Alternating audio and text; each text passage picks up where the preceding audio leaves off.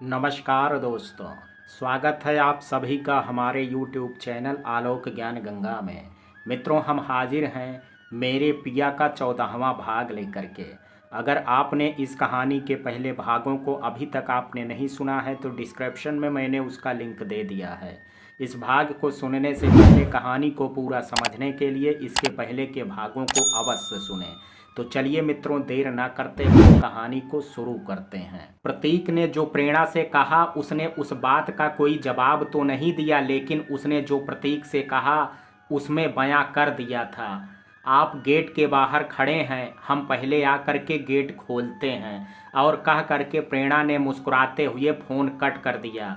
जब प्रेरणा अपनी बात कहने के बाद फ़ोन कट किया तब प्रतीक के चेहरे पर भी मुस्कान आ गई थी और उसने खुद से मन में कहा, मैडम भी ना। और आगे उसने कुछ कहा नहीं और तभी प्रेरणा ने आकर के गेट खोल दिया। प्रतीक की नज़र अनजाने में ही सही प्रेरणा की ओर चली गई थी और प्रेरणा की नज़रें भी अनजाने में प्रतीक से टकरा गई थी और कुछ लम्हों के लिए ही सही दोनों एक दूसरे को देखते रहे, जैसे कुछ तलाश रहे थे। मगर जब तक उनकी तलाश पूरी होती उससे पहले ही दोनों ने अपनी नज़रें अलग कर ली और फिर प्रतीक प्रेरणा के साइड से निकल करके अंदर चला गया। मगर प्रेरणा ने जो आज प्रतीक की आंखों में देखा था वह एहसास अलग था। उसे महसूस हुआ कि जैसे वो प्रतीक को पसंद करती है, प्रतीक भी उसे उतना ही पसंद करता है। मगर वह इस बात पर खुद को यकीन दिला नहीं सकी और उसने सोचा कि जो अभी उसने देखा वह सिर्फ उसकी आंखों का भ्रम है। और फिर प्रेरणा ने खुद से कहा, मैं ऐसे ही कुछ भी सोच लेती हूँ, जबकि जानती हूँ कि ये प्यार एक तरफा है, उनके दिल में तो मेरे लिए कुछ भी है ही नहीं। और मन में विचार करके प्रेरणा ने दरवाज़ा बंद कर दिया। जब प्रेरणा अंदर डाइनिंग के पास पहुंची उसे प्रतीक सीढ़ियां चढ़ता हुआ दिख रहा था और तभी सुनीता ने प्रतीक को आवाज़ लगाते हुए कहा था, बेटा प्रिंस को भी बुलाते लाना। प्रतीक ने कहा, जी माँ, और कह करके प्रतीक आगे बढ़ गया था। प्रेरणा और सुनीता अभी डाइनिंग के पास ही खड़ी थी कि तभी उन्हें अनीता वहां से जाती हुई दिखाई दी और सुनीता ने अनीता की ओर देखते हुए कहा, अनीता क्या आज अमित जल्दी आ गया है? अनीता ने कहा, जी दीदी। और कह करके अनीता दरवाजे की ओर चली गई थी। दरअसल अमित आ गया था और इसलिए अनीता गेट खोलने गई थी। अक्सर जब भी अमित आता था तो वह अपनी माँ को फ़ोन करता था गेट खोलने के लिए और आज भी ऐसा ही हुआ था और सुनीता इस बात से वाकिफ़ थी, इसलिए उन्होंने अनीता से पूछा था। अनीता ने जा करके गेट खोला और फिर अमित से कहा, बेटा तुमने बात कर ली अपने सर से कि तुम कल से फुल टाइम ड्यूटी नहीं कर पाओगे?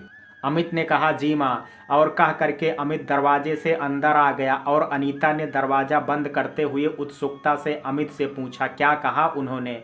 अमित ने कहा, माँ सर बहुत अच्छे हैं, उन्होंने कहा कि अपने कंफर्ट के हिसाब से आ जाना। अनीता ने कहा, सच में तुम्हारे सर बहुत अच्छे हैं। और फिर अनीता ने अमित से आगे कहा, खाना बना दिया है मैंने, चलो हाथ मुंह धुल करके खाना खा लो। और फिर दोनों माँ बेटे वहाँ से आगे बढ़ गए। प्रेरणा और सुनीता अब दोनों बैठी हुई थी और आपस में बातें कर रही थी। तभी दोनों ने अनीता और अमित दोनों को जाते हुए देखा। प्रेरणा जब से प्रतीक के घर आई थी उसने अमित को पहली बार देखा था। अमित को देख करके प्रेरणा ने सुनीता से पूछा, आंटी क्या अमित अनीता आंटी के बेटे हैं? सुनीता ने कहा, हाँ। प्रेरणा कुछ और भी कुछ पूछना चाहती थी मगर तभी वहाँ प्रतीक और प्रिंस आ गए थे और इसलिए प्रेरणा ने फिर सुनीता से कुछ नहीं पूछा। प्रतीक और प्रिंस दोनों आकर के डाइनिंग पर बैठ गए थे और तब सुनीता ने मुस्कुराते हुए कहा, आज का खाना बहुत स्पेशल है। और तभी प्रिंस ने उत्सुकता दिखाते हुए कहा, और वो क्या माँ? सुनीता ने मुस्कुरा करके कहा, क्योंकि आज का खाना प्रेरणा ने बनाया है। और तब प्रिंस ने मुस्कुराते हुए कहा, तब तो स्पेशल है। और फिर प्रिंस ने प्रेरणा की ओर देखते हुए कहा, मैम आपको खाना बनाना भी आता है? प्रेरणा ने प्रिंस की ओर देखते हुए कहा, हाँ, मगर आपने क्यों पूछा? प्रिंस ने कहा, आप इतनी बड़ी कंपनी में बड़ी पोस्ट पर जॉब करती हैं, इसलिए मुझे लगा आपको खाना बनाना नहीं आता होगा। प्रेरणा ने प्रिंस की ओर देखते हुए मुस्कुरा करके कहा, बड़ी कंपनी में जॉब करने वाली को क्या खाना बनाना नहीं आना चाहिए मिस्टर प्रिंस? प्रिंस ने कहा, मुझे पता नहीं था लेकिन अब पता लग गया है। सुनीता ने प्रिंस की ओर देखते हुए कहा, अच्छी बात है कि आज तुमने कुछ तो अनुभव किया। और फिर सुनीता ने आगे प्रतीक और प्रिंस से कहा, प्रतीक प्रिंस दोनों खाना खा करके बताओ कि हमारी प्रेरणा ने कैसा खाना बनाया है। सुनीता की बात सुन करके प्रतीक और प्रिंस तो खाना शुरू करने लगे थे, मगर सुनीता ने जो कहा था उसे सुन करके प्रेरणा सुनीता की ओर प्यार से देखने लगी थे। और तभी सुनीता की नज़र प्रेरणा की ओर गई और प्रेरणा को अपनी ओर देख करके उन्होंने प्रेरणा से कहा, क्या हुआ बेटा, तुम भी खाना खाओ ना। सुनीता की बात सुन करके प्रेरणा जैसे अपनी चेतना में वापस आई और उसने सुनीता से ने कहा, जी आंटी। और तभी प्रिंस ने खाने का एक निवाला खाने के बाद प्रेरणा से कहा, मैम बहुत अच्छा खाना बनाया है आपने। प्रेरणा ने कहा, थैंक यू प्रिंस। और अब प्रेरणा को इंतजार था प्रतीक की प्रतिक्रिया का। वह प्रतीक के मुंह से सुनना चाहती थी कि उसे खाना कैसा लगा। और तभी प्रतीक ने कहा भी, खाना अच्छा है। भले प्रतीक ने प्रेरणा की ओर देख करके नहीं कहा था, मगर प्रेरणा के लिए इतना ही काफ़ी था कि प्रतीक ने उसके बने खाने की तारीफ की है। और अब खाने का एक निवाला सुनीता ने भी खा लिया था और उन्हें भी प्रेरणा के हाथों का बना खाना बहुत पसंद आया। प्रेरणा अभी प्रतीक की तरफ तारीफ के लिए शुक्रिया अदा करना चाहती थी, लेकिन सुनीता ने प्रेरणा की ओर देखते हुए तभी कहा, बेटा बहुत अच्छा खाना बना लेती हो तुम। प्रेरणा ने अब पहले सुनीता आंटी को धन्यवाद कहा और फिर उसने प्रतीक से कहा, थैंक यू सर, आप मेरा बना खाना पसंद आया। और फिर सुनीता ने प्रेरणा की ओर देखते हुए कहा, बेटा अब तुम भी खाना खाओ। प्रेरणा ने कहा, जी आंटी। और कह करके प्रेरणा खाने का एक निवाला तोड़ करके खाने ही वाली थी कि तभी उसने कुछ सोच करके सुनीता से कहा, आंटी, अनीता आंटी और उनका बेटा हम सबके साथ खाना नहीं खाएंगे क्या? अमित और उसकी माँ की सच्चाई से अवगत नहीं थी। वह नहीं जानती थी कि अमित और उसकी माँ प्रतीक के परिवार का हिस्सा नहीं है, बल्कि वो तो उनके यहाँ रहते हैं। और इसलिए प्रेरणा ने अनजाने में सुनीता से यह प्रश्न पूछ लिया था। और अब सुनीता कुछ जवाब देती उससे पहले प्रतीक ने प्रेरणा के प्रश्नों का उत्तर देते हुए कहा, ऐसा नहीं है कि माँ ने अनीता आंटी को हमारे साथ खाना खाने के लिए कहा नहीं है। माँ कह चुकी हैं, मगर अनीता आंटी और उनका बेटा अमित बहुत ही स्वाभिमानी हैं। प्रेरणा को प्रतीक की कही बात कुछ कुछ तो समझ आई थी, मगर पूरी तरह से वह समझ नहीं पाई थी। और तभी प्रतीक की बात में आगे जोड़ते हुए सुनीता ने कहा, प्रतीक ने जो कहा है वही सही है। अनीता गरीब जरूर है, मगर वह एक अच्छी महिला है। सुनीता ने आगे प्रेरणा से कहा, बेटा देख करके सबको यही लगता है कि अनीता हमारे परिवार का हिस्सा है और हम भी यही मानते हैं, मगर अनीता का कहना है सच से भागना अनुचित है। और सुनीता ने फिर धीरे धीरे अनीता और अमित के बारे में प्रेरणा को सब बता दिया। और जब प्रेरणा को पता चला कि उन गरीब पर दया दिखाने वाला उसका प्रतीक ही था, तो उसके दिल में प्रतीक के लिए इज्जत और भी बढ़ गई थी। डिनर होने के बाद प्रेरणा जब अपने रूम की ओर जा रही थी, तभी उसकी नज़र उस रूम की ओर चली गई जिसमें अमित और उसकी माँ रहती थी। प्रेरणा अभी अनीता के रूम में जाना तो नहीं चाहती थी, लेकिन अनीता की सच्चाई जानने के बाद वह खुद को रोक भी नहीं पाई और अनीता के रूम की ओर बढ़ गई। जब प्रेरणा अनीता के रूम के पास पहुंची, प्रतीक ने उसे देख लिया था और वह समझ गया था कि प्रेरणा कहाँ गई है और वह दूर खड़ा उसे देख रहा था।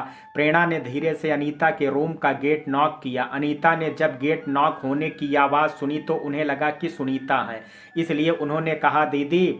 और तब प्रेरणा ने अनीता से कहा, आंटी मैं हूँ प्रेरणा। प्रेरणा की आवाज़ सुन करके अनीता ने आकर के गेट खोला और प्रेरणा ने अनीता को देख करके कहा, क्या मैं अंदर आ सकती हूँ आंटी? अनीता प्रेरणा को देख करके हैरान तो थी, मगर उन्होंने अपनी हैरानी को छिपा करके चेहरे पर मुस्कान लाते हुए कहा, आओ ना बेटी। और तब प्रेरणा रूम में अंदर चली गई। प्रेरणा के रूम में अंदर जाने के बाद दूर से देख रहे प्रतीक वहां से चला गया था। अमित कल अपने कॉलेज जाने की तैयारी कर रहा था, मगर प्रेरणा को आते हुए देख करके उसने अपना बैग और किताबें एक तरफ रख दी और एक चेयर ला करके प्रेरणा के पास रख दी। और तब अनीता ने प्रेरणा से कहा, बैठ जाओ बेटा। प्रेरणा तब उस चेयर पर बैठ गई और फिर अनीता ने प्रेरणा से कहा, तुम्हारे लिए कुछ ठंडा बना दूं? प्रेरणा ने कहा, थैंक यू आंटी, लेकिन मैं अभी खाना खा करके ही आ रही हूँ, इसलिए अभी कुछ नहीं चाहिए। अमित पहली बार प्रेरणा से मिला था, इसलिए वह समझने की कोशिश कर रहा था कि प्रेरणा कौन है। और अनीता अमित की स्थिति समझ गई थी और इसलिए उन्होंने अमित को प्रेरणा से परिचय कराते हुए कहा, अमित बेटा ये प्रेरणा मैडम है, तुम्हारे प्रतीक भैया के साथ काम करती हैं, उनकी सीनियर मैडम हैं। अमित ने तब प्रेरणा की ओर देखते हुए कहा, नमस्ते मैडम। और फिर अनीता ने प्रेरणा का अमित से परिचय कराते हुए कहा, ये। तभी प्रेरणा ने बीच में बोलते हुए कहा, मैं जानती हूँ ये अमित है, आंटी ने बताया था मुझे। और फिर प्रेरणा ने आगे अमित से कहा, लगता है कि आप पढ़ाई कर रहे थे, मैंने गलत टाइम पर आकर के डिस्टर्ब कर दिया आपको। अमित ने कहा, अभी पढ़ाई तो नहीं कर रहा था, कल कॉलेज जाने का पहला दिन है इसलिए उसकी तैयारी कर रहा था। प्रेरणा ने अमित की ओर देखते हुए मुस्कुरा करके कहा, ये तो अच्छी बात है। और फिर प्रेरणा ने अमित से आगे कहा, कौन से कॉलेज में एडमिशन लिया है आपने? अमित ने फिर कॉलेज का नाम प्रेरणा को बता दिया।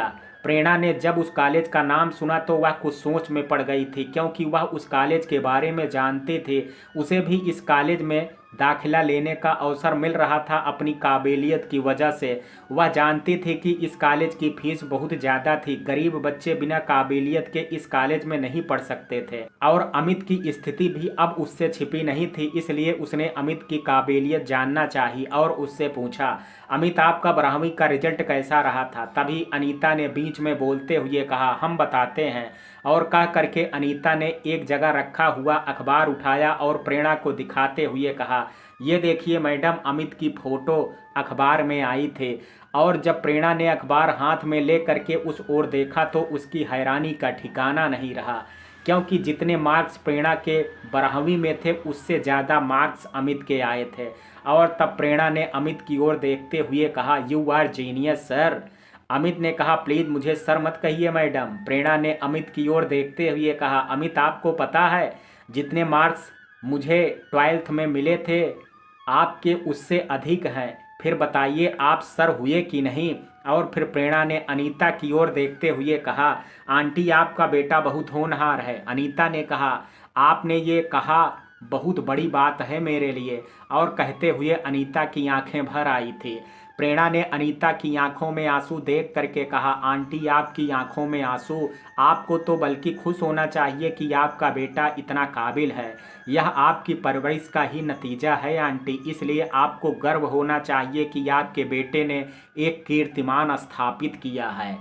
अनीता ने अपने आंसू पोंछे और फिर प्रेरणा से कहा, अमित की इस सफलता के पीछे अकेले हम नहीं बल्कि प्रतीक भी है। वो हमारे जीवन में मसीहा बन कर के आए हैं, उनकी वजह से ही हम माँ बेटे इतनी अच्छी जगह पर रह रहे हैं और पहले से अच्छा खा और पहन रहे हैं। और उन्होंने परीक्षा के दौरान अमित को बहुत मोटिवेट किया था, जिसका ही परिणाम है कि आज अमित को यह सफलता मिल पाई है। अनीता की बात सुनने के बाद प्रेरणा ने जाना कि प्रतीक का हृदय कितना उदार व विशाल है। प्रेरणा अनीता और अमित से मिलकर के आ चुकी थी और अब वह अपने रूम की खिड़की में खड़ी थी और प्रतीक के रूम को प्यार भरी नज़रों से देख रही थी और खुद से मन में कह रही थी, कभी कभी लगता था कि मेरे दिल ने आखिर प्रतीक सर को ही क्यों चुना, लेकिन अब लग रहा है दिल ने जो भी डिसीजन लिया था वह अनुचित नहीं था। मेरी खुशकिस्मती होगी अगर मैं प्रतीक सर के जीवन का हिस्सा बन पाती हूँ। शैली अपने रूम में इधर उधर परेशान टहल रही थी और फिर वह एक जगह रुक गई और एक नंबर डायल कर दिया। उसने जिसे भी फ़ोन किया था उसका फ़ोन मिल नहीं पाया और तब शैली ने अपने दांत पीसते हुए कहा, ये फ़ोन अभी क्यों नहीं मिल रहा है? और फिर तभी उसने कुछ सोचा और फिर एक नंबर डायल कर दिया। उसने जिसे इस बार नंबर मिलाया था वह मिल गया था और जब सामने वाले ने फ़ोन पिक कर लिया तब शैली ने झूठा गुस्सा दिखाते हुए कहा, मैं आपसे बहुत नाराज़ हूँ प्रतीक जी। प्रतीक ने कहा, और मैं उसकी वजह जान सकता हूँ मैडम? शैली ने कहा, आपने यहाँ से जाने के बाद एक बार भी मुझे फ़ोन किया? लगता है कि आप यहाँ से जाने के बाद मुझे भूल ही गए हैं। ऐसा मैंने क्या गलत कर दिया आपके साथ जो आप मुझे एक फ़ोन कॉल भी नहीं कर पाए? प्रतीक ने कहा, सॉरी मैडम, अगर मेरी वजह से आपको जाने अनजाने दुख पहुंचा हो तो मुझे लगा कि आपको मेरे आने के बारे में पता लग ही जाएगा। और दूसरा, मैं काफ़ी दिनों के बाद यहाँ आया हूँ तो अपने दोस्तों से मिलने में वक्त निकल गया था, इसलिए सॉरी, मैं आपको फ़ोन करना भूल गया। शैली ने उदासी भरे स्वर में कहा, आपके वो दोस्त हैं और मैं कुछ भी नहीं। प्रतीक ने कहा, ऐसी बात नहीं है मैडम। शैली ने कहा ऐसी ही बात है, अगर ये बात नहीं होती तो क्या आप एक बार मुझे फ़ोन भी नहीं करते क्या? प्रतीक ने कहा सॉरी मैडम, मुझे माफ़ कर दीजिए, अगर मुझे पता होता कि आपको इतना बुरा लगेगा तो मैं आपको फ़ोन ज़रूर करता, प्लीज़ मुझे माफ़ कर दीजिए। शैली ने कहा अच्छा ठीक है, किया माफ़, और कह करके शैली के चेहरे पर मुस्कान आ गई। प्रतीक ने कहा थैंक यू। शैली ने कहा इसकी ज़रूरत नहीं है, आपको एहसास हो गया इतना ही काफ़ी है मेरे लिए। शैली जान करके प्रतीक से देर तक बात करती रही ताकि वह दूर रह करके भी प्रतीक से नज़दीकी बना करके रख सके। लगभग 45 मिनट बात करने के बाद शैली ने प्रतीक का फ़ोन कट किया था और अब उसके चेहरे पर एक रहस्यमयी मुस्कान थी और फिर उसने गुस्से भरे स्वर में खुद से कहा प्रेरणा तू कितना भी जोर क्यों ना लगा ले, तू प्रतीक जी को अपना नहीं बना पाएगी, इसलिए अब तू उनके सपने देखना छोड़ दे। और कह करके शैली के चेहरे पर एक कुटिल मुस्कान तैर गई और तभी शैली के फ़ोन की रिंग बजने लगी और उसने देखा कि रोनी का फ़ोन है और उसने तब बिना देरी किए फ़ोन पिक कर लिया और उससे गुस्से से कहा कौन से पाताल में थे तुम जो तुम्हारा फ़ोन नहीं मिल पा रहा था, कुछ तो जिम्मेदारी रखा करो रोकी। रोकी ने हैरानी के साथ कहा फ़ोन नहीं मिल रहा था, मगर फ़ोन तो ठीक है और नेटवर्क भी ठीक आ रहे हैं, फिर क्यों नहीं मिल रहा था? शैली ने गुस्से से कहा ये तो तुम्हें पता होगा, अगर फ़ोन कबाड़ हो गया है तो उसे फेंक करके नया ले लो, वैसे भी पैसे तो खूब बना ही रहे हो तुम। और फिर शैली ने रॉकी से आगे कहा कुछ छानबीन की तुमने प्रतीक और प्रेरणा के बारे में? रॉकी ने उदासी भरे स्वर में कहा मैडम कुछ देर पहले तो दिल्ली पहुंचा हूं, आज जरा आराम कर लूं, कल से करता हूं छानबीन, आप फिक्र मत कीजिए। शैली ने गुस्से से कहा फिक्र मैं क्यों करूंगी, फिक्र तुम करो मिस्टर रॉकी, अगर काम ठीक से नहीं करोगे तो धक्के मार करके निकाल दूंगी। रॉकी ने रोनी सूरत बनाते हुए कहा शुभ शुभ बोलिए मैडम, भला रॉकी की मति मारी गई है जो आपका काम ठीक से नहीं करेगा, आप परेशान मत, समय पर आपको अपडेट मिलता रहेगा। शैली ने गुस्से से कहा उसी में तुम्हारी खैरियत है, और कह करके शैली ने फ़ोन कट कर दिया। रॉकी ने फ़ोन कान से हटाते हुए कहा अच्छी भली जॉब चल रही थी, लालच ने तेरा क्या हाल कर दिया रॉकी, अब भुगत तू। अगले दिन प्रतीक सुबह तैयार हो करके जब जॉगिंग के लिए अपने रूम से निकला तो उसकी नज़र प्रेरणा के रूम की ओर चली गई। उसके मन में ख्याल आया कि वह प्रेरणा को भी बुला ले, लेकिन फिर कुछ सोच करके उसने अपना मन बदल लिया और अकेले ही वहां से आ गया और अपनी माँ को आवाज़ लगाते हुए कहा माँ हम जॉगिंग के लिए जा रहे हैं। सुनीता ने कहा रुको बेटा, प्रेरणा तुम्हारे आने का कब से वेट कर रही है, उन्हें भी अपने साथ ले जाओ। जब प्रतीक ने सुना कि प्रेरणा पहले से ही जाग गई है और उसका वेट कर रही है तो उसे हैरानी तो हुई, लेकिन उसने फिर अपनी माँ से कहा कहाँ? ओके माँ। और तभी प्रेरणा अंदर से निकल करके प्रतीक के सामने आ गई। आज भी प्रेरणा बहुत अच्छी लग रही थी और प्रतीक का मन कर रहा था कि वह उसे एक बार ठीक से देख ले, मगर वह तो प्रेरणा से दूरी रखना चाहता था, इसलिए उसने प्रेरणा को देखते ही उसकी ओर से नज़रें हटा ली और दूसरे ओर देखते हुए कहा चलिए चलते हैं। और फिर दोनों वहां से साथ में चले गए। आज दोनों जैसे ही पार्क में पहुंचे उन्हें वहां उनका इंतजार करती हुई निधि मिल गई थी और फिर तीनों ने साथ में जॉगिंग और कुछ देर एक्सरसाइज की और फिर तीनों एक जगह बैठ गए। और तब निधि ने प्रेरणा की ओर देखते हुए कहा मैडम आप बहुत ही ब्यूटीफुल दिख रही हैं। और फिर साथ ही निधि ने प्रतीक की पुष्टि लेने के लिए उसकी ओर देखते हुए कहा क्यों सही कहा ना प्रतीक मैंने? निधि की बात सुन करके प्रतीक सोच में पड़ गया। आखिर उसे भी पता था कि प्रेरणा बहुत सुंदर दिख रही थी आज, मगर वह उसकी तारीफ कर कैसे सकता था? वह अपने दिल की बात प्रेरणा तक पहुंचने नहीं देना चाहता था, इसलिए वह उसकी खुल करके तारीफ भी नहीं कर सकता था। निधि की बात पर प्रतीक ने अभी तक कोई जवाब नहीं दिया था और निधि से ज़्यादा प्रतीक्षा प्रेरणा को थी प्रतीक के जवाब की, मगर प्रतीक की खामोशी उसे खल रही थी। जब प्रतीक की ओर से अभी भी कोई जवाब नहीं आया था तब निधि ने प्रतीक की ओर देखते हुए कहा क्या हुआ प्रतीक, किन ख्यालों में हैं? मैंने तुझसे कुछ पूछा है ना? प्रतीक निधि की बात सुन करके अपने ख्यालों से बाहर आया। वह निधि की बात का जवाब नहीं देना चाहता था, इसलिए उसने विषय बदलते हुए कहा निधि कल मैं रोहित से मिला था, वो बता रहा था कि उसकी तुझसे काफ़ी दिनों से बात नहीं हुई है। निधि ने भी अब अपने पूछे हुए प्रश्न की ओर से ध्यान हटा लिया था और प्रतीक की बात का जवाब देते हुए उसने कहा, हाँ, पिछले कुछ दिनों से रोहित से बात भी नहीं हुई और बिजी था, इसलिए उससे मिल भी नहीं पाई। प्रतीक ने बड़ी चतुराई से निधि की बात टाल दी थी और निधि को तो अब जैसे उस बात का ख्याल भी नहीं था, मगर प्रेरणा समझ गई थी कि प्रतीक ने जान करके विषय बदला है ताकि उसे उसकी तारीफ ना करनी पड़े। और प्रतीक की इस बात ने प्रेरणा को बहुत आहत भी किया था। उसके चेहरे पर मायूसी आ गई थी। वह इतनी मायूस हो रही थी कि रोना चाहती थी, मगर प्रतीक और निधि उसके आंसू ना देख लें, इसलिए उसने उन दोनों से कहा, आप दोनों बातें कीजिए, मैं अभी एक राउंड लगा करके आती हूँ। प्रतीक ने तो कोई जवाब नहीं दिया, लेकिन निधि ने प्रेरणा से कहा, अच्छा, फिर हम यहीं आपका वेट करेंगे। प्रेरणा अपनी जगह से खड़ी हुई और वहां से चली गई। प्रेरणा उन दोनों से दूर जा करके एक जगह बैठ गई और उसकी आंखों में रुके हुए आंसू अब बाहर निकल आए थे और उसने फिर खुद से कहा, ऐसा भी कोई करता है क्या? क्या मिल जाता है आपको मेरा दिल दुखाने में? आपको क्या लगता है कि मुझे कुछ समझ में नहीं आता है? जानती हूँ मैं, आप जान करके मुझे हर्ट करते हैं, मगर मेरा क्या कसूर है जिसकी मुझे आप सजा देते हैं? क्यों देते हैं मुझे दर्द जान करके या मुझे सता करके? आपको क्या लगता है? प्रेरणा ने आगे खुद से कहा, मैं दूर हो जाऊं आपसे, मगर इस दिल का क्या करूं? ये मुझे आपके पास ही ले आता है। प्रेरणा ने आगे लगभग रोते हुए कहा, मैं भी देखूंगी कब तक आप मुझे सताते हो। कभी तो मेरी आंखों के आंसू आपके पत्थर दिल को पिघला देंगे।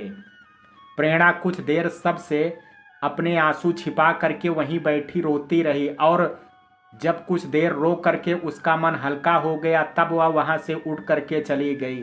कुछ देर बाद प्रेरणा वापस प्रतीक और निधि के पास पहुंच गई और उसने प्रतीक से कहा, सर, हमें ऑफिस जाना है, इसलिए अब निकलना चाहिए। प्रतीक ने तब निधि से कहा, निधि, अब निकलना होगा, फिर कल मिलते हैं। प्रतीक और प्रेरणा वहां से वापस आ गए, मगर रास्ते भर ही प्रेरणा ने प्रतीक से कोई बात नहीं और ना ही प्रतीक ने पहल करने की कोशिश की। प्रतीक और प्रेरणा घर आकर के तैयार हुए और फिर डाइनिंग पर ब्रेकफास्ट के लिए आकर के बैठ गए थे। सभी ब्रेकफास्ट कर रहे थे और ब्रेकफास्ट के दौरान सुनीता की नज़र प्रेरणा के चेहरे की ओर गई और उनकी तजुर्बेकार आंखों ने प्रेरणा के चेहरे की मायूसी पढ़ ली और इसलिए उन्होंने प्रेरणा की ओर देखते हुए कहा, क्या हुआ बेटा, तुम्हारी तबीयत तो ठीक है ना? प्रेरणा ने चेहरे पर बनावटी मुस्कान लाते हुए कहा, मैं ठीक हूँ आंटी। आपने ऐसा क्यों पूछा? सुनीता ने कहा, पता नहीं, मगर ऐसा लग रहा है कि तुम कुछ उदास हो जैसे। प्रेरणा ने मुस्कुराने का नाटक करते हुए कहा, देखिए, मैं खुश तो हूँ। और तब सुनीता ने मुस्कुराते हुए प्रेरणा से कहा, अच्छी बात है, खुश ही रहा करो, मुस्कुराती हुई अच्छी लगती हो तुम बेटा। प्रेरणा ने इस बार सुनीता की बात का कोई जवाब तो नहीं दिया, लेकिन उसने खुद से मन में कहा, मैं जानती हूँ कि आप बहुत अच्छी हो आंटी, मगर मुझे माफ़ कर दीजिए, मैं आपको सच बता नहीं सकती। जब ब्रेकफास्ट हो गया तब प्रेरणा अपनी जगह से उठ करके चली गई और ऑफिस ले जाने वाला बैग उसने उठा लिया और फिर अपनी जूती पहन करके प्रतीक का वेट करने लगी। कुछ ही देर में प्रतीक उसके पास रेडी हो करके आ गया और प्रेरणा उसके आते ही गेट की ओर बढ़ गई। प्रेरणा ने जा करके गेट खोला और बाहर जा करके प्रतीक की गाड़ी के पास खड़ी हो गई। प्रतीक प्रेरणा का बदला हुआ यह व्यवहार देख पा रहा था, मगर उसमें कुछ पूछने की कोशिश भी उसने नहीं की थी। मगर जब प्रतीक गाड़ी के पास आया और आखिर उसका मन अब नहीं माना और इसलिए उसने अपनी खामोशी तोड़ते हुए प्रेरणा से कहा, आप गाड़ी ड्राइव करना चाहें तो कर सकती हैं। प्रेरणा ने कोई जवाब तो नहीं दिया, लेकिन गाड़ी की चाबी लेने के लिए उसने अपना हाथ आगे बढ़ा दिया और तब प्रतीक ने भी प्रेरणा को गाड़ी की चाबी दे दी। प्रेरणा ने गाड़ी का गेट खोला और फिर वह ड्राइविंग सीट पर बैठ गई। प्रतीक भी दूसरी तरफ से आ करके प्रेरणा के साथ ही बैठ गया था और तब प्रेरणा ने गाड़ी स्टार्ट कर दी। प्रेरणा गाड़ी आगे बढ़ाती उससे पहले प्रतीक ने प्रेरणा से कहा, मैडम, आपको गाने सुनना पसंद है तो आप म्यूजिक प्ले कर सकती हैं। प्रेरणा ने इस बार भी प्रतीक की बात का कोई जवाब नहीं दिया और गाना प्ले कर दिया और फिर प्रेरणा ने गाड़ी आगे बढ़ा दी। प्रतीक अब समझ गया था कि जब से उसने निधि की बात को टाला था उसके बाद से प्रेरणा अलग ही बर्ताव कर रही है। प्रतीक को प्रेरणा का यह बदला हुआ व्यवहार देख करके अच्छा नहीं लग रहा था। उसे प्रेरणा की खामोशी खल रही थी। अब उसका मन कर रहा था कि वह प्रेरणा से बात करे। प्रतीक प्रेरणा के साथ आगे ही बैठा हुआ था और सोच रहा था कि वह प्रेरणा से बात शुरू कैसे करे, कैसे उसकी खामोशी को वह तोड़े। वह प्रेरणा से दूरी तो बनाए रखना तो चाहता था, मगर प्रेरणा की चुप्पी उसे अभी हर्ट भी कर रही थी और इसलिए जब उससे बर्दाश्त नहीं हुआ तब प्रतीक ने प्रेरणा से बात करने की मंशा से कहा, आपको हमारे घर पर अच्छा तो लग रहा है ना मैडम? प्रेरणा ने कहा हाँ, और फिर प्रेरणा ने कुछ आगे नहीं कहा। प्रतीक को प्रेरणा के इतने से जवाब से संतुष्टि नहीं मिली, इसलिए उसने प्रेरणा से आगे कहा, हमारी माँ और अनीता आंटी के हाथों का बना खाना अच्छा लगता है ना आपको?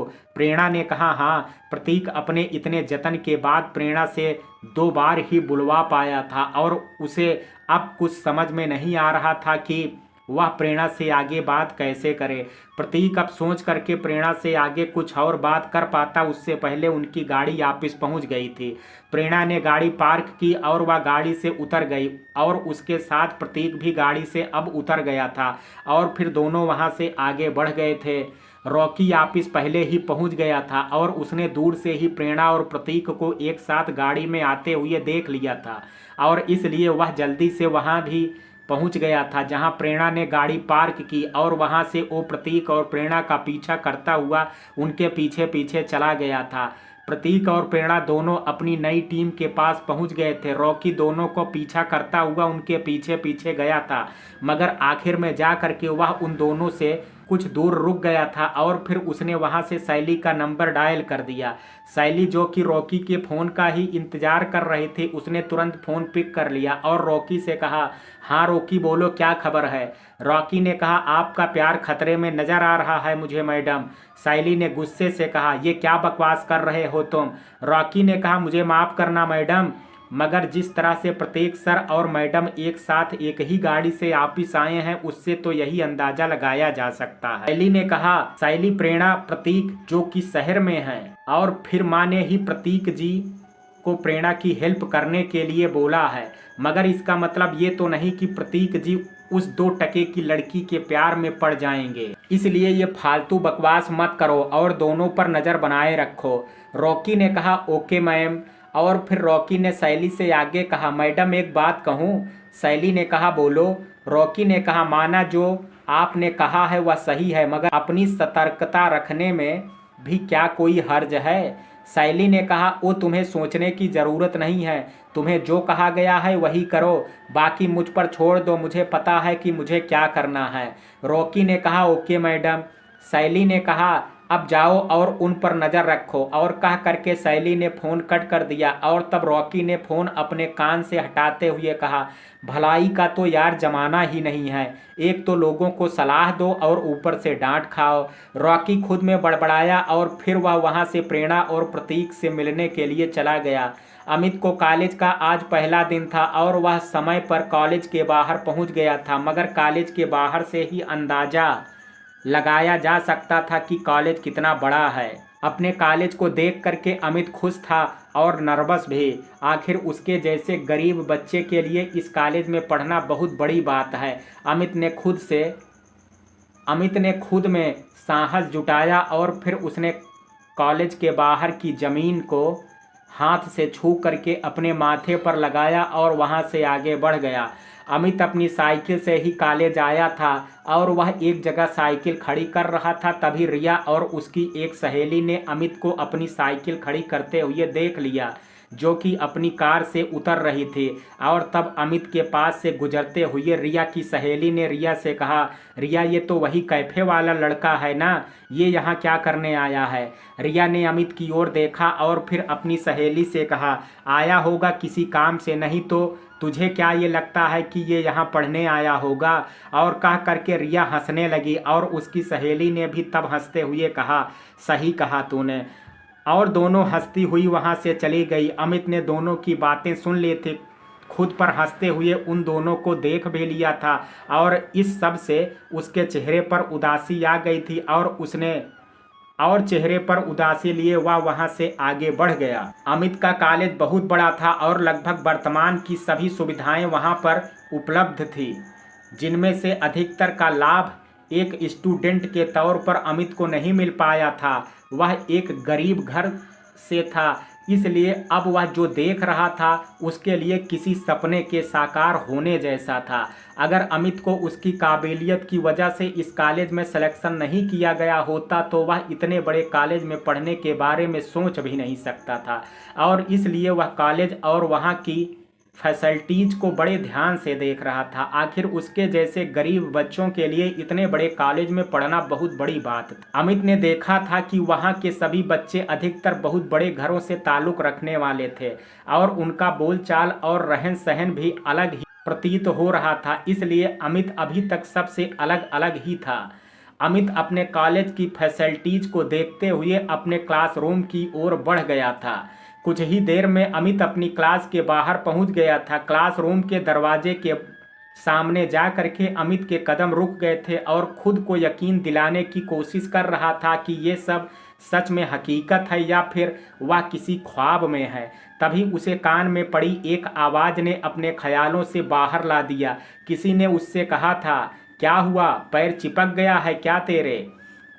अमित वो आवाज़ सुन करके अभी क्लासरूम में अंदर तो नहीं गया था, मगर वह एक साइड हो गया था और जिस लड़के ने उससे कहा था अब वह और उसके साथी अमित की ओर देख करके हंसते हुए क्लास रूम की ओर जा रहे थे।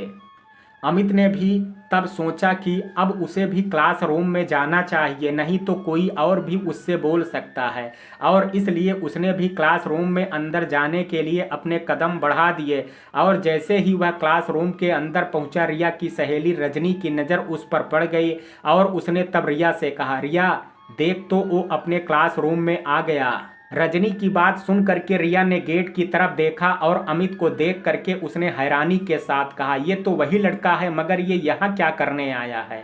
अमित ने जब अंदर आ करके क्लासरूम देखा तो वहाँ उसके लिए बहुत कुछ नया था, मगर उसने ज़्यादा ध्यान नहीं दिया था। उसने पहले बैठने के लिए जगह देखी और बैठने के लिए आगे बढ़ गया। अमित बैठना तो आगे वाली बेंच पर ही चाहता था, मगर कोई उससे कुछ कह ना दे, इसलिए संकोच करते हुए वह पीछे वाली बेंच की ओर बढ़ गया और अलग जा करके बैठ गया। तभी रिया ने रजनी से कहा, मुझे तो लगता है कि वह लड़का गलत जगह आकर के बैठ गया है, ये कॉलेज उसकी हैसियत से कहीं अधिक महंगा है।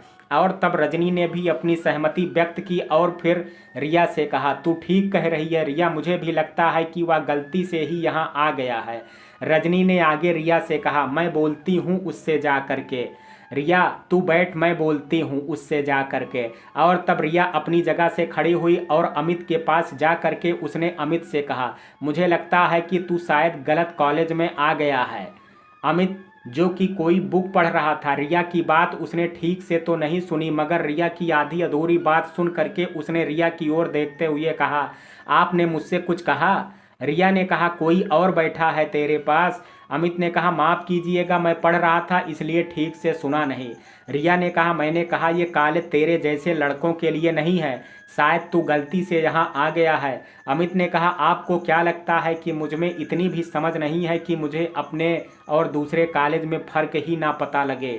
रिया ने कहा, तुझे पता भी है यहाँ की फ़ीस कितनी है? अमित ने कहा, नहीं पता। अमित को सच में नहीं पता था, क्योंकि उसे यहाँ उसकी काबिलियत की वजह से निःशुल्क दाखिला मिला था और इसलिए उसने रिया के पूछे जाने पर मना कर दिया। मगर रिया कुछ और ही समझ बैठी और इसलिए तभी उसने क्लास में बैठे बाकी छात्रों से कहा, आप सभी को एक बात सुन करके बहुत हैरानी होने वाली है। सभी रिया की बात सुन करके उसकी ओर देखने लगे और रिया ने तब आगे अमित की ओर इशारा करते हुए कहा, ये लड़का कैफ़े में काम करता है और जब मैंने इससे कहा कि गलती से यहाँ आ गया है और तब पता है इसने मुझसे कहा कि इसमें इतनी समझ तो है कि इसे अपने और दूसरे कॉलेज के बारे में पता है। रिया ने आगे कहा, और जब मैंने इससे पूछा कि तुझे पता है कि इस कॉलेज की फ़ीस कितनी है, और फिर रिया ने हंसते हुए आगे कहा, और तब पता है इसने क्या जवाब दिया? इसने कहा कि इसे कॉलेज की फ़ीस कितनी है पता ही नहीं है। तभी वहाँ बैठे एक लड़के ने अमित का मजाक उड़ाते हुए कहा, तब यहाँ क्या झाड़ू लगाने आया है? और फिर दूसरे लड़के ने कहा, अकेले झाड़ू लगाने के लिए इसे नहीं रखा होगा, इससे पोंछा भी लगवाएंगे। और कह करके सभी ठहाके मार करके हंसने लगे थे, सिवाय एक लड़के को छोड़ करके। इस अपमान को देख करके व सुन करके अमित की आंखें भर आई थी, मगर उसने किसी से कुछ कहा नहीं। जब सभी अमित पर हंस रहे थे तब वह एक लड़का अपनी जगह से खड़ा हुआ जो अमित पर हंसा नहीं था, और उसने फिर सबसे कहा, किसी का मजाक उड़ाना अच्छी बात नहीं है। कोई उस लड़के की बात का अभी जवाब दे पाता उससे पहले अध्यापक वहां आ गए, और तब सभी अपनी जगह जा करके ठीक से बैठ गए। अध्यापक क्लास में आए और उन्होंने सबसे कहा, आप सभी का अपनी नई क्लास और एक बहुत बड़े कॉलेज में स्वागत है, जहां पढ़ने के छात्र सपने देखते हैं। कहते हुए अध्यापक शुक्ला जी की नज़र पीछे अकेले बैठे अमित पर गई, और उनकी तजुर्बेकार आंखों को पहचानने में देर नहीं लगी, और उन्होंने तब अमित से कहा, अमित ही है ना आपका नाम? शुक्ला जी की बात सुन करके अमित अपनी जगह से खड़ा हो गया, और फिर उसने शुक्ला जी से कहा, जी सर। शुक्ला जी ने अमित की ओर देखते हुए कहा, बेटा इतने पीछे क्यों बैठे हो, तुम्हें तो आगे बैठना चाहिए। और फिर शुक्ला जी ने अमित से आगे कहा, आओ बेटा आगे वाली बेंच पर आकर के बैठो। शुक्ला जी को अमित से यूं बात करते देख करके सभी हैरान हो गए थे, खासकर रिया और उसकी सहेली रजनी, जो कि अमित पर कुछ देर पहले तक हंस रही थी, उसका मजाक उड़ा रही थी। अमित ने अपना बैग उठा लिया और वह आगे वाली बेंच पर बैठने के लिए आने लगा था। तभी एक लड़के ने अमित से कहा, अमित भाई आओ मेरे साथ बैठ जाओ। ये लड़का वही था जिससे अमित पर हंसने वालों का विरोध किया था, जिसका नाम धीरज था। अमित को धीरज अच्छा लड़का लगा, इसलिए वह उसके पास ही जा कर के बैठ गया। और तब रिया से रहा नहीं गया और उसने शुक्ला जी से पूछ लिया, सर क्या अमित हमारी क्लास में ही है?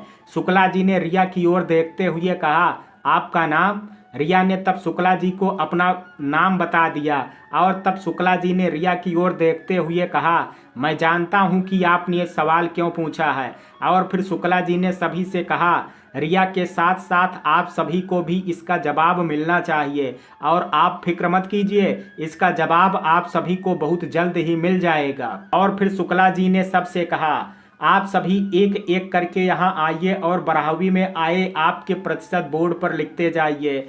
और फिर रिया की ओर देखते हुए शुक्ला जी ने कहा, रिया शुरुआत आप कीजिए। और तब रिया अपनी जगह से खड़ी हो गई और जा करके उसने अपने 12वीं के प्रतिशत बोर्ड पर लिख दिए। और फिर बाकी छात्र एक एक करके बोर्ड की ओर बढ़ने लगे और जा करके बोर्ड पर अपने प्रतिशत लिखने लगे। जब अमित को छोड़ करके सभी लिख चुके थे, तब आखिर में शुक्ला जी ने अमित को बुलाया, और जब अमित बोर्ड की ओर बढ़ रहा था तब रिया ने रजनी से धीरे से कहा, तुझे क्या लगता है रजनी, कितने प्रतिशत रहे होंगे इसके?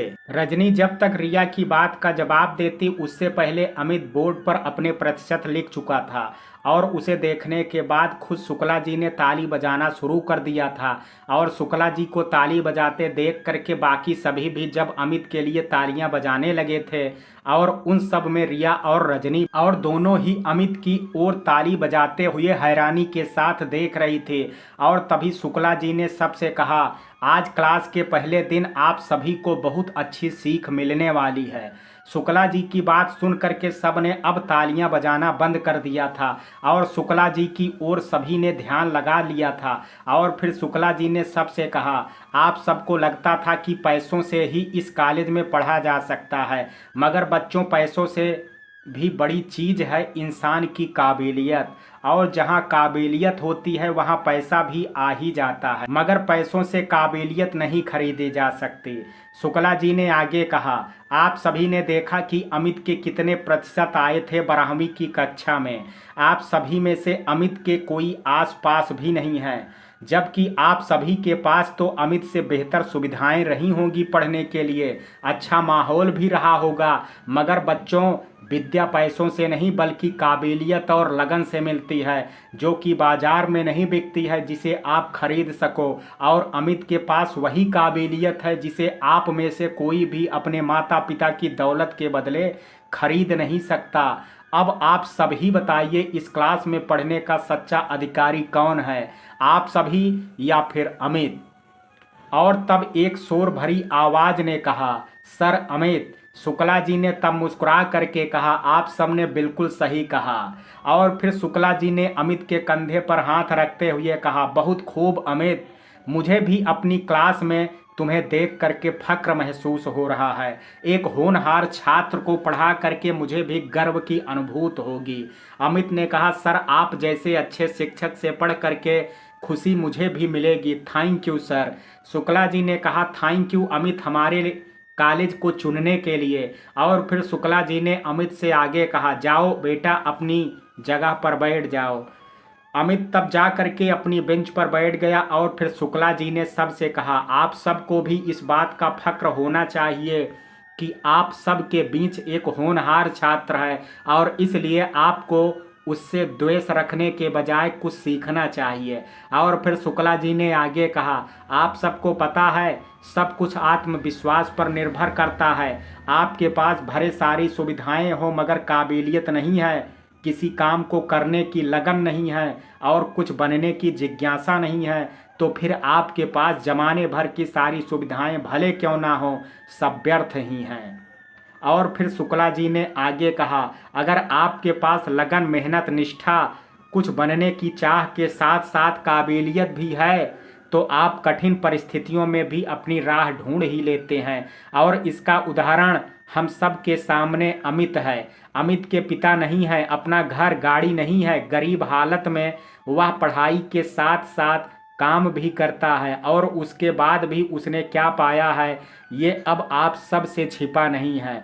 यह सुनते ही धीरज ताली बजाने लगा और देखते ही देखते उसके साथ पूरी क्लास अमित के लिए अब तालियां बजा रहा था। जब तालियां रुक गई तब शुक्ला जी ने सबसे कहा, उम्मीद करता हूं कि आप सबने बहुत कुछ सीखा होगा और जो आपके आने वाले भविष्य में काम भी आएगा। अब आज की क्लास शुरू करते हैं। और फिर शुक्ला जी ने अपनी क्लास खत्म की और फिर वो वहाँ से चले गए। जब क्लास से अध्यापक चले गए तब वहाँ उपस्थित छात्र एक एक कर अपनी की गई भूल को सुधारने के लिए अमित से माफ़ी मांग रहे थे, मगर रिया और रजनी अमित का सामना करने की हिम्मत नहीं जुटा पा रही थे क्योंकि सबसे ज़्यादा बेइज्जती दोनों ने ही अमित की थी। तभी रजनी ने रिया से कहा, रिया मुझे लगता है कि हमें भी अब अमित से माफ़ी मांगनी चाहिए, हमने जो किया वो गलत था।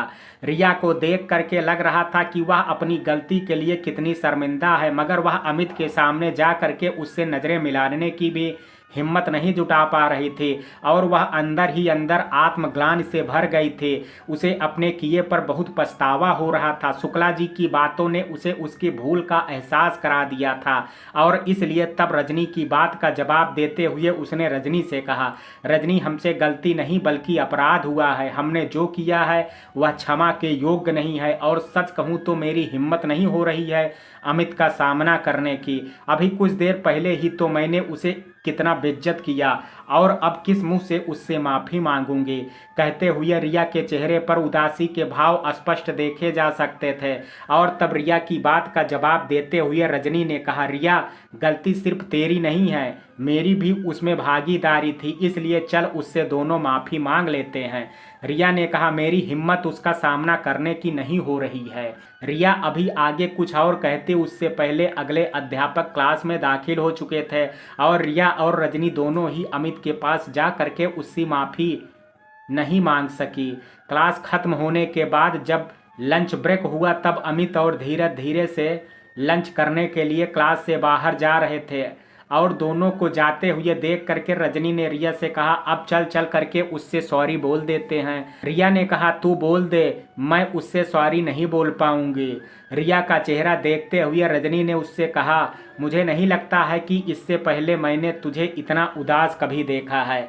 मैं मानती हूँ कि हमसे गलती हुई है और गलती किसी से भी हो सकती है और फिर हम तो उससे माफ़ी मांग करके अपनी भूल सुधार सकते हैं रिया, इसलिए चल मेरे साथ और चल करके हम दोनों अमित से माफ़ी मांग लेते हैं। रिया ने उदासी भरे स्वर में कहा, मुझ में इतना साहस नहीं है रजनी कि मैं उसका सामना कर। रिया की बात का जवाब देते हुए रजनी ने उससे कहा, जब तेरा मन करे तू अमित से माफी मांग लेना। अभी के लिए मैं उससे अपनी ओर से तेरी दोनों की ओर से माफी मांग लेती हूँ।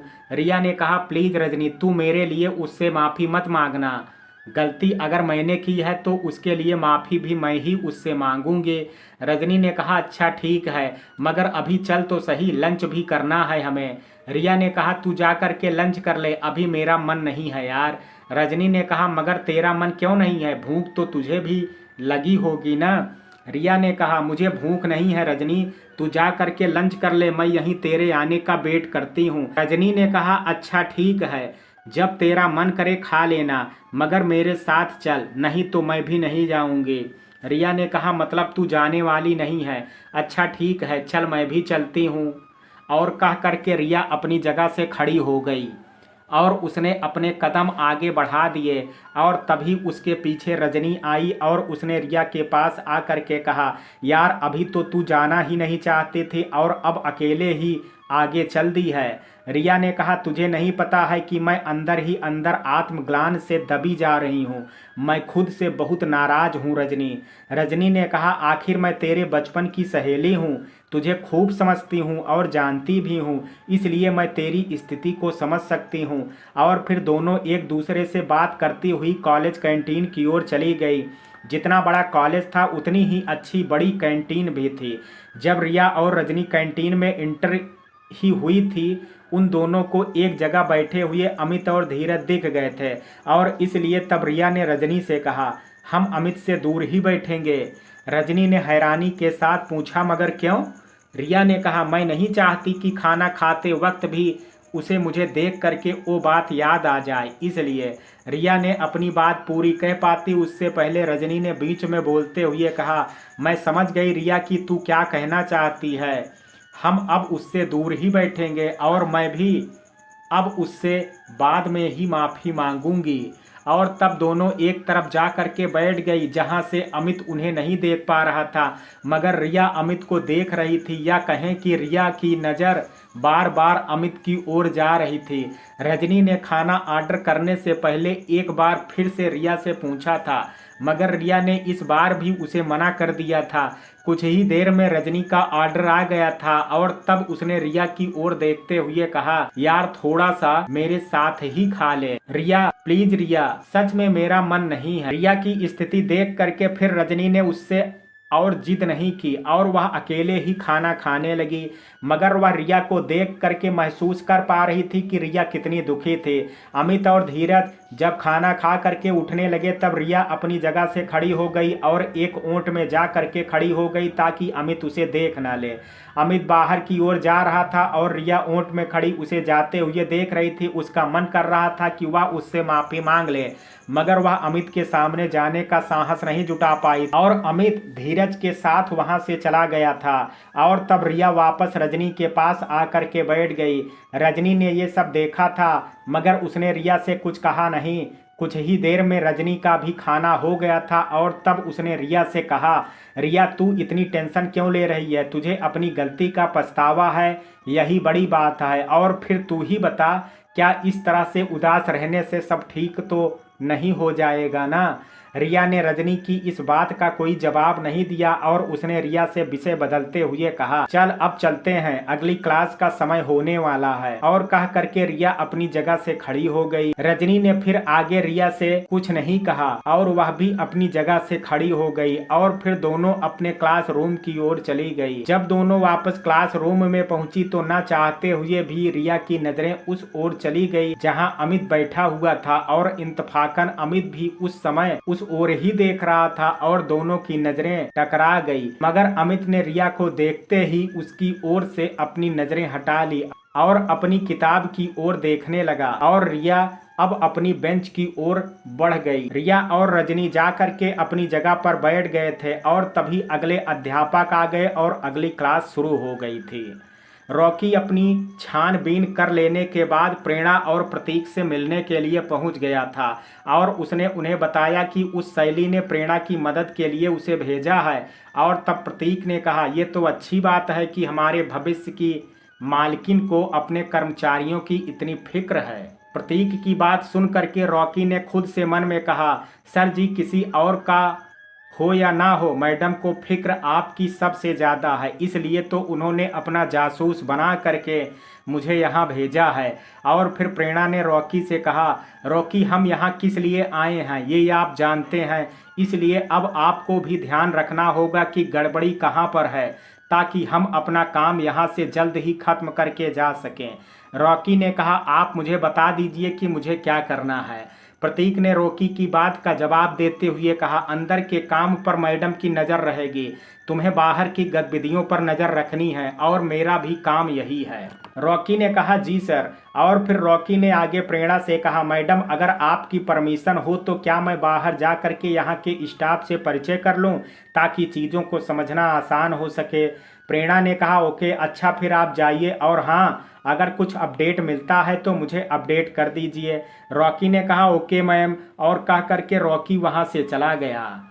प्रतीक को पता था कि प्रेरणा उससे कुछ नाराज है, तभी वह उससे आज ज़्यादा बात भी नहीं कर रही थे, इसलिए वह वहीं रहना चाहता था और कोशिश करना चाहता था कि वह प्रेरणा की नाराज़गी दूर कर सके। मगर उसे ड्यूटी बाहर की मिली थी, इसलिए उसकी मजबूरी थी बाहर जाने की, और इसलिए उसने कुछ सोचा और फिर प्रेरणा से कहा, मैडम फिर मैं भी चलता हूँ और जा करके ग्राउंड पर रिपोर्टिंग करता हूँ। प्रतीक ने बोल तो दिया था, मगर वह मन में यही सोच रहा था कि प्रेरणा आज उसे बाहर जाने के बजाय अंदर के किसी काम के लिए रोक ले। प्रतीक चाहता तो खुद भी अपनी मर्जी से रुक सकता था, मगर वह प्रेरणा की रजामंदी चाहता था, और इसलिए अब उसे प्रेरणा के जवाब का इंतजार था। प्रतीक की बात का जवाब देते हुए प्रेरणा ने प्रतीक से कहा, सर आप जा करके अपना काम देख सकते हैं, यहाँ मैं संभाल लूँगी। प्रतीक के मन की बात तो नहीं हुई थी, लेकिन उसने हाँ में अपना सिर हिलाते हुए कहा, ओके मैडम। और फिर कह करके वह अपनी जगह से खड़ा हो गया और उसने सोचा कि शायद अब प्रेरणा उसे रोक ले, इसलिए उसने प्रेरणा से आगे कहा, अच्छा फिर मैं चलता हूँ। प्रेरणा ने कहा, ओके सर। प्रतीक की इस बार भी बात नहीं बनी और उसने प्रेरणा से आगे कहा, अगर आपको ज़रूरत हो तो मुझे कॉल कर लीजिएगा। प्रेरणा ने हाँ में अपना सिर हिला दिया और तब प्रतीक दरवाजे की ओर बढ़ गया। जब प्रतीक दरवाजे की ओर बढ़ रहा था तब प्रेरणा उसे जाते हुए देख रही थी। प्रतीक ने दरवाजे के पास जा करके गेट खोला और फिर वह बाहर जाने के बजाय गेट खोल करके रुक गया और वह प्रेरणा की ओर पलट करके देखता है। उससे पहले प्रेरणा ने प्रतीक के पलटने की मनसा भांप ली थी और वह तब उसकी ओर से नज़र हटा करके पास रखी फाइल की ओर देखने लगी। प्रतीक ने जब प्रेरणा की ओर पलट करके देखा तो उसे फाइल की ओर देखता हुआ पाया। वह कुछ कहना चाहता था मगर उसने प्रेरणा से कुछ कहा नहीं और वह वहां से चुपचाप ही चला गया। जब प्रतीक के बाहर जाने के बाद दरवाज़ा बंद हुआ तब प्रेरणा ने दरवाजे की ओर देखा और फिर खुद से कहा, आप कुछ कहना तो चाहते थे मगर फिर कहा क्यों नहीं सर। अमित के कॉलेज की छुट्टी हो गई थी इधर और वह धीरज के साथ क्लासरूम से बाहर निकल आया था, मगर रिया और रजनी अभी क्लास में ही थी और तभी रजनी ने रिया से कहा, रिया अब जल्दी चल, अमित क्लास से बाहर भी चला गया है। रिया ने अपनी बुक बैग में रखी और रजनी से कहा, चल जानती हूँ तुझे अमित के सॉरी बोलना है, और कह करके रिया ने अपना बैग उठा लिया और तब रिया की बात का जवाब देते हुए रजनी ने उससे कहा, क्या तू अभी भी अमित से सॉरी नहीं बोलेगी। रिया ने कहा, अभी नहीं रजनी, मुझे कुछ वक्त चाहिए हिम्मत जुटाने के लिए, और कह करके रिया ने अपने कदम आगे बढ़ा दिए। अमित धीरज के साथ कॉलेज के गेट तक आ गया था और उसने तब धीरज से कहा, थैंक यू धीरज मेरी सपोर्ट करने के लिए। धीरज ने कहा, दोस्त है तू मेरा यार, थैंक्स कहने की ज़रूरत नहीं है। अमित ने कहा, थैंक यू मुझे अपना दोस्त बनाने के लिए। धीरज ने अमित की ओर देखते हुए कहा, फिर से थैंक यू, और फिर धीरज ने अमित से आगे कहा, इसकी ज़रूरत नहीं है। अमित ने कहा, तू सच में बहुत अच्छा है। धीरज ने अमित से मुस्कुराते हुए कहा, इतना भी नहीं, और फिर धीरज ने अमित से आगे कहा, तुझे कहाँ जाना है, चल मैं छोड़ देता हूँ। अमित ने कहा, मेरे पास साइकिल है, मैं चला जाऊँगा। धीरज ने कहा, तुझे कल से साइकिल से अब आने की ज़रूरत नहीं है, मैं तेरे घर से तुझे ले आया करूँगा, तू मेरे साथ मेरी बाइक पर आ जाया करना। अमित ने कहा, सॉरी धीरज, बुरा मत मानना, मगर मैं तेरे साथ नहीं आ पाऊँगा और प्लीज़ इस बारे में अभी कुछ और मत पूछना। धीरज ने अमित की बात सुन करके उसकी ओर देखा और फिर उसके कंधे पर हाथ रखते हुए कहा, मुझे गर्व है कि तू मेरा दोस्त है। और फिर धीरज ने अमित से आगे कहा, अच्छा अभी मैं चलता हूँ, कल मिलते हैं फिर। अमित ने कहा ओके, और फिर धीरज ने अपनी बाइक स्टार्ट की और फिर वह वहाँ से चला गया। अमित को अभी कुछ काम था, इसलिए वह अभी जान करके कॉलेज से नहीं गया था और वह वहीं रुक करके किसी के आने का इंतज़ार कर रहा था। रजनी ने क्लासरूम के बाहर आ करके रिया से कहा, अमित आसपास दिख तो कहीं नहीं रहा है, कहीं वह चला तो नहीं गया। रिया ने कहा, शायद मेन गेट तक वह मिल जाए, चल करके उसे वहाँ देखते हैं। रजनी ने कहा, हाँ चल। कह करके रजनी ने अपने कदम आगे बढ़ाए ही थे कि तभी रिया ने उससे कहा, रजनी एक बात सुन मेरी। रजनी ने रुक करके रिया की ओर पलट करके देखते हुए कहा, हाँ बोलना। रिया ने कहा, अगर अमित हमें अभी यहाँ मिल भी जाता है तो मैं उसके सामने नहीं जाऊंगी, मैं दूर ही खड़ी रहूंगी, तू उससे जा करके सॉरी बोल देना। रजनी ने कहा, मेरी तो समझ में नहीं आ रहा है कि तू क्या कर रही है, अपनी गलती का पछतावा भी है तुझे और सॉरी भी नहीं बोल पा रही है। रिया ने इस बात का कोई जवाब नहीं दिया और विषय को बदलते हुए उसने रजनी से कहा, चल अमित को ढूंढते हैं, नहीं तो तू भी उससे सॉरी नहीं बोल पाएगी। रजनी ने कहा, तू सही कह रही है, चल चलते हैं। और फिर दोनों वहां से मेन गेट की ओर बढ़ गई। दोनों अभी मेन गेट की ओर जा ही रही थी कि तभी अमित ने दूर से दोनों को देख लिया था, मगर रिया और रजनी दोनों ही उसे देख नहीं पाई थी और तब अमित ने उन दोनों की ओर अपने कदम बढ़ा दिए थे। रिया और रजनी दोनों इस बात से बेफिक्र कि जिसे ढूंढने में जा रही हूँ वह खुद उनके पास आ रहा है। रिया और रजनी ने अभी कुछ कदम आगे और बढ़ाए ही थे कि तभी उन्हें एक आवाज़ सुनाई दी, सुनिए। रिया और रजनी दोनों को ही यह आवाज़ कुछ जानी पहचानी लगी और तब वे दोनों रुक गई और उस ओर देखने लगी जहाँ से आवाज़ आई थी, मगर उन्होंने उस ओर जैसे ही देखा वे दोनों हैरान थे क्योंकि यह आवाज़ किसी और की नहीं बल्कि अमित की ही थी। रिया ने अमित को देखते ही अपनी नज़रें झुका ली थी, उसमें अभी इतना साहस नहीं जुटा पाया था कि वह अमित से नज़रें मिला सके। अमित अभी कुछ कहना चाहता था लेकिन वह कुछ बोल पाता उससे पहले रजनी ने बीच में बोलते हुए उसकी ओर देखते हुए कहा, अमित जो कुछ भी आज हमसे गलती हुई है उसके लिए हम दोनों ही बहुत शर्मिंदा हैं, सॉरी अमित। अमित ने रजनी की बात का कोई जवाब नहीं दिया और उसने एक 500 का नोट रिया की ओर बढ़ाते हुए कहा, ये आप अपने पैसे वापस ले लीजिए। अमित के हाथ में पैसे देख करके रिया को समझ में नहीं आया कि अमित कौन से पैसे लौटाने की बात कर रहा है। उसे याद नहीं आया था कि ये वही रुपए थे जो उसने कैफे में उसे टिप में दिए थे और इसलिए तब उसने अमित से दबी हुई आवाज़ में पूछा, ये पैसे आप मुझे क्यों दे रहे हैं? अमित ने रिया की ओर देखते हुए कहा, क्योंकि ये पैसे आप ही के हैं। रिया ने हैरानी के साथ कहा, मेरे? मगर मैंने आपको पैसे कब दिए? अमित ने कहा, आप पैसे वाले लोग हैं, किसी की बेइज्जती कर दो और फिर पैसे दे करके हमदर्दी दिखाओ, लेकिन मुझे मेरा आत्मसम्मान कहीं अधिक प्रिय है इन पैसों से। आपको याद दिलाने के लिए बता दूं कि ये पैसे आपने कैफे में दिए थे। रिया को अब याद आ गया था और तब उसने अमित से कहा, मगर ये तो मैंने तुझे टिप में दिए थे, अब ये तेरे ही रुपए हैं अमित। अमित ने कहा, मुझे आपकी टिप की ज़रूरत नहीं है, आप अपने रुपए ले लीजिए। और तभी रजनी ने बीच में बोलते हुए अमित से कहा, अमित हम मानते हैं कि आज हम दोनों से गलती हो गई है, माफ़ कर दो हमें और ये रुपए रख लो। अमित ने रजनी की ओर देखते हुए कहा, मुझे ना आप दोनों से माफ़ी चाहिए और ना ही मुझे आपके रुपए चाहिए।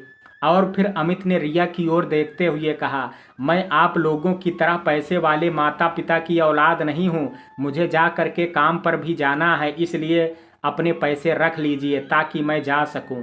रिया अमित से पैसे तो नहीं लेना चाहती थी मगर वह उसे और नाराज़ भी नहीं करना चाहती थी, इसलिए उसने अमित से वो पैसे ले लिए। और तब अमित ने रिया से कहा, बहुत मेहरबानी आपकी, और कह करके वह वहाँ से चला गया। और तब रजनी ने अमित को जाते हुए देख करके रिया से कहा, मैं नहीं जानती थी कि अमित में इतना गुस्सा होगा।